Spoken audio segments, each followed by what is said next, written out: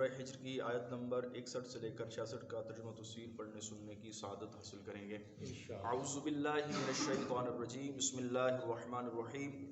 فلما جاء آل لوط المرسلون قال انکم قوم منکرون۔ ترجمہ کنز العرفان۔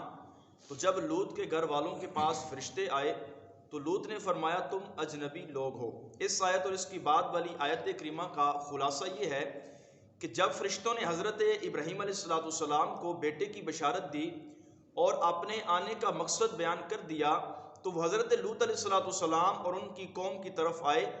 جب وہ فرشتے خوبصورت نوجوانوں کی شکل میں حضرت لوط علیہ السلام کے گھر آئے اور حضرت لوط علیہ السلام کو اندیشہ ہوا کہ قوم ان کے پیچھے پڑ جائے گی تو آپ علیہ السلام نے فرشتوں سے فرمایا تم نہ تو یہاں کے باشندے ہو نہ مسافرت کی کوئی علامت تم میں پائی جاتی ہے، تم کیوں آئے ہو؟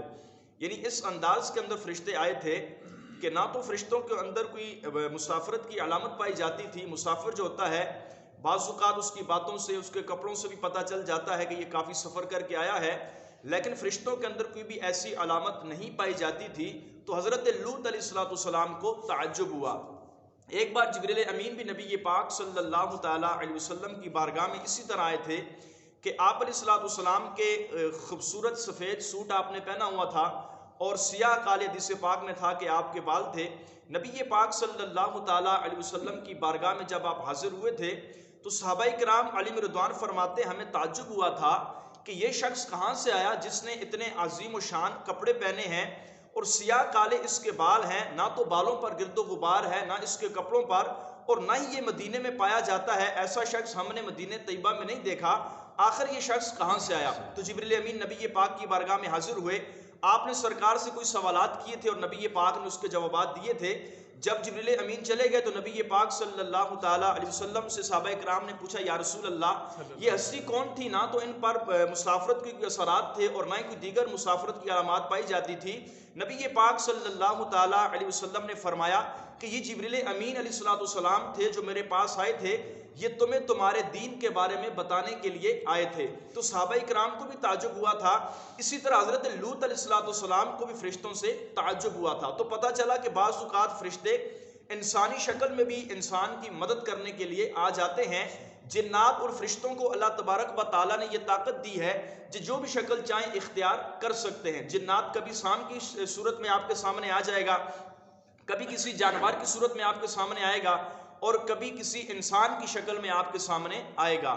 تو بعض اوقات جہاں پہ ہم نمازیں پڑھتے ہیں ہمارے ساتھ جنات بھی نمازیں پڑھ رہے ہوتے ہیں، دیگر جو ہم نیکی کے کام کرتے ہیں بعض اوقات جنات بھی ہمارے ساتھ وہ کام کر رہے ہوتے ہیں۔ مدارس کے اندر بھی یہ پڑھتے ہیں، اسی طرح سکول کالج کے اندر بھی یہ آ کر ہمارے بچوں کے ساتھ طلباء کے ساتھ یہ آ کر پڑھتے ہیں اور ہمیں اس بات کا شعور نہیں ہوتا۔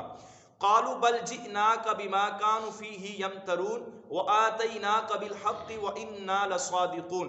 ترجمہ کنز العرفان، انہوں نے کہا بلکہ ہم تو آپ کے پاس وہ عذاب لائے ہیں جس میں یہ لوگ شک کرتے تھے اور ہم آپ کے پاس حق کے ساتھ آئے ہیں اور ہم بے شک سچے ہیں۔ اس آیت کریمہ کا خلاصہ یہ ہے کہ ایسا نہیں کہ ہم نے آپ کو بے یار و مددگار چھوڑ دیا۔ یعنی لوط علیہ السلام کی قوم جو تھی اس کی بدکاریاں بہت عروج پر تھیں، تو ارشاد فرمایا کہ ایسا نہیں کہ ہم نے آپ کو بے یار و مددگار چھوڑ دیا، ہم ان کافروں کو کچھ نہیں کہیں گے، بلکہ ہم تو آپ کے پاس وہ چیز لائے ہیں جو انہیں تباہ و برباد کر دے گی، لہٰذا آپ علیہ السلام پریشان نہ ہو کیونکہ ہم آپ کے مددگار ہیں، آپ کے لیے باعث پریشانی نہیں ہیں۔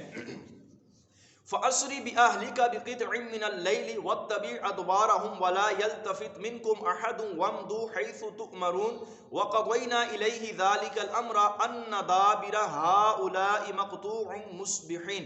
تو آپ رات کے کسی حصے میں اپنے گھر والوں کو لے چلیں، آپ خود ان کے پیچھے پیچھے چلیں اور تم میں سے کوئی مڑ کر نہ دیکھے اور سیدھے چلتے رہو جہاں کا تمہیں حکم دیا جا رہا ہے، اور ہم نے اس حکم کا فیصلہ سنا دیا، صبح کے وقت ان کافروں کی جڑ کٹ جائے گی۔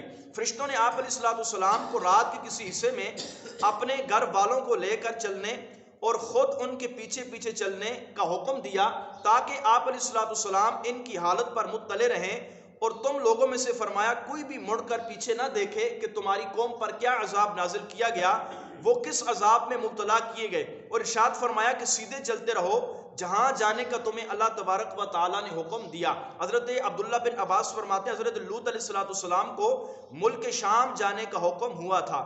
آپ علیہ السلام اپنے سارے گھر والوں کو لے کر چلے، لیکن آپ کی بیوی نے جب ایک بار پیچھے مڑ کر دیکھا تو وہاں پر ہی وہ پتھر بن گئی، اس کا بت آج بھی موجود ہے۔ اس کے علاوہ حضرت لوط علیہ السلام کے گھر کے تمام لوگ بچ گئے، اور باقی جتنے بھی کفار تھے سب کو اللہ تبارک و تعالیٰ نے صبح ہوتے ہی تباہ و برباد کر دیا۔